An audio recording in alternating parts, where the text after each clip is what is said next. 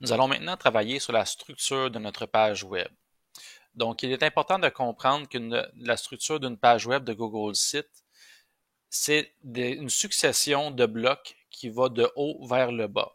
Donc, nous avons ici un bloc de contenu devant nous et tous les blocs de contenu peuvent être ajoutés un à la suite de l'autre.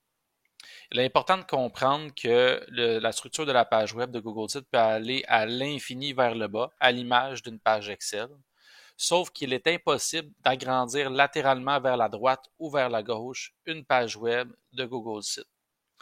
Donc, il y a certaines limites à l'utilisation de Google Sites et celle-ci en est une.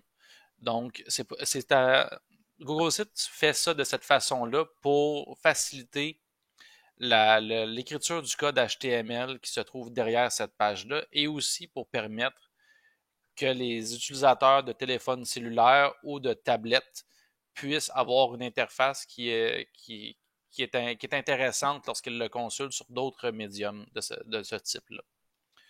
Donc, chaque bloc, quand on clique dessus, s'encadre en bleu. Et à gauche ici, nous avons certaines fonctionnalités qui sont disponibles. La première, c'est les thèmes. Donc, on peut aller changer le thème, changer la couleur, changer le style.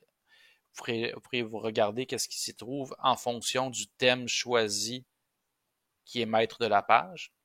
Ensuite, vous pouvez dupliquer la section telle qu'elle est.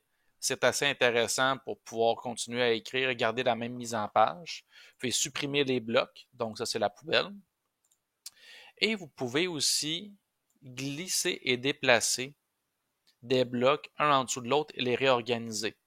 Quand vous approchez votre souris, vous voyez une succession de petits points sur deux colonnes. C'est à cet endroit et vous voyez notre souris change quand on approche de cet endroit.